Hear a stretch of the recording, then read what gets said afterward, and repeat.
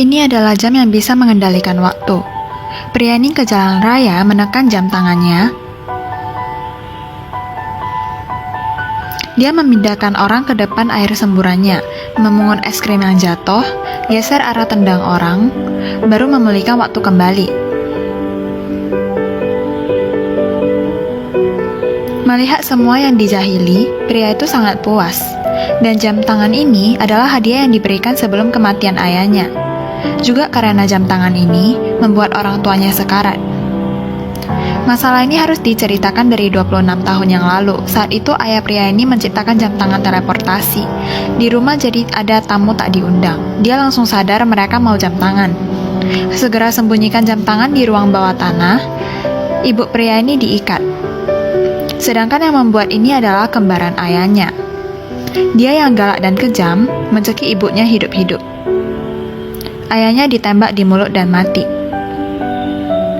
Sebelum meninggal, ayah menyerahkan anak dan jam tangan ke wanita yang baik hati, memohon untuk membesarkannya. Setelah dewasa 26 tahun kemudian, paman yang kejam itu tetaplah kejam dan galak.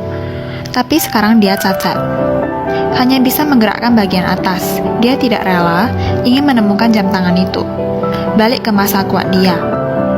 Jadi paman membawa bawahan ke lab, menemukan buku panduan jam tangan itu. Tapi cara kerja jam tangan sangat teliti. Bagaimanapun dia mencobanya tetap gagal. Akhirnya setelah melihat jam tangan rusak makin banyak, paman hanya bisa cari ide lain. Dia di koran menerbitkan barang hilang.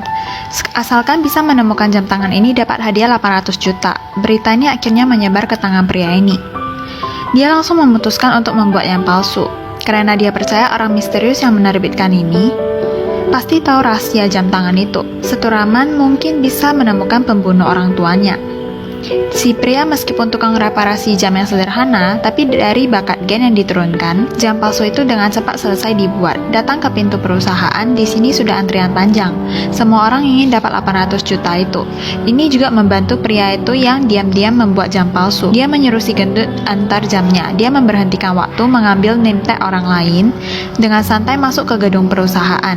Dia datang ke ruangan CEO, tidak menemukan petunjuk. Di luar ada yang masuk. Pria segera berhentikan jamnya. Malah jam tangan sering digunakan dan dalam waktu pendinginan. Hanya bisa sembunyi di bawah meja.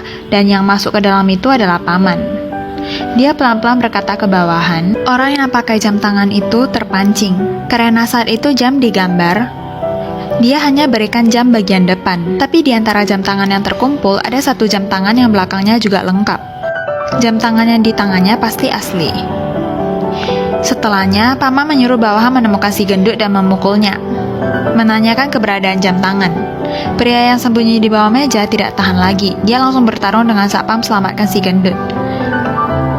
Tak disangka saat bertarung ada peluru masuk ke tubuhnya. Yap, pamannya datang. Pria yang tubuhnya ada peluru tidak bisa berdiri langsung jatuh keluar jendela. Paman menangkap tangannya, ambil kapak dan memotong tangan beserta jamnya.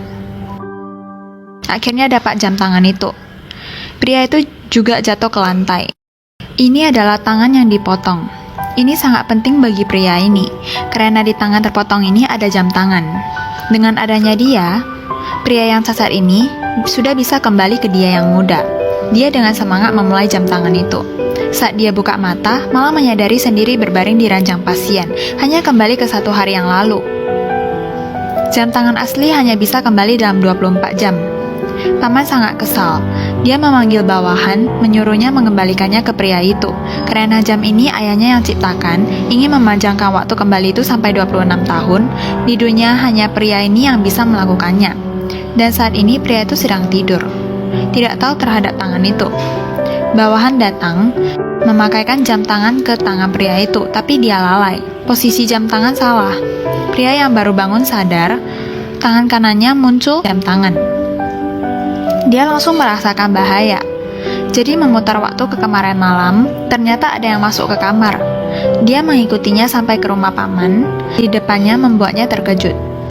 Melihat paman menyamar jadi ayahnya, memakai bajunya yang sebelum meninggal. Datang ke depan foto ibu, berkata, mengetahui anak sendiri melewatinya sangat baik, aku sangat bersyukur.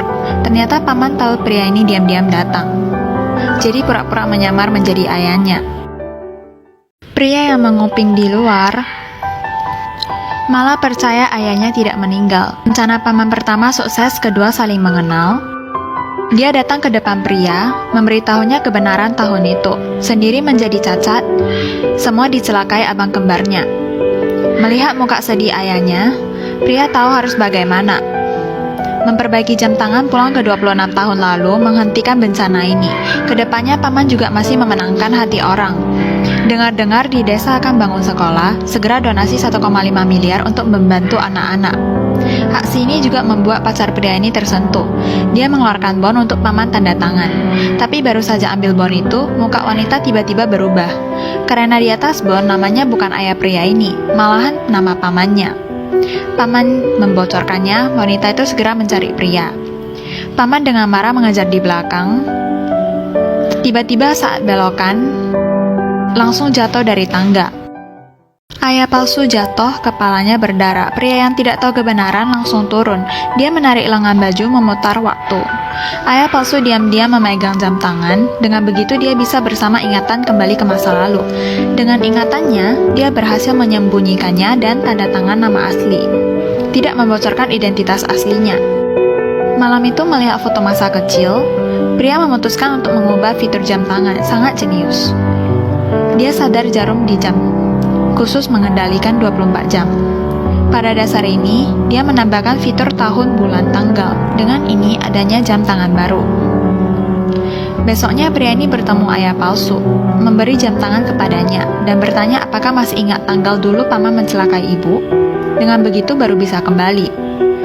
Paman yang mendapat jam itu tidak lagi merahasiakannya. Ekspresi pelan-pelan berubah, mengatakan identitas aslinya. Memarahi pria itu adalah orang bodoh. Sekarang dia ingin kembali ke tahun 1990 13 Januari, membunuh semua keluarga pria ini. Tapi paman tidak tahu dirinya dijebak. Bagaimanapun dia menekannya, tidak ada respon. Dia melihat pria itu, jam tangan asli ada di tangannya. Ternyata semalam melihat foto saat kecil, tidak sengaja melihat ayah ada nama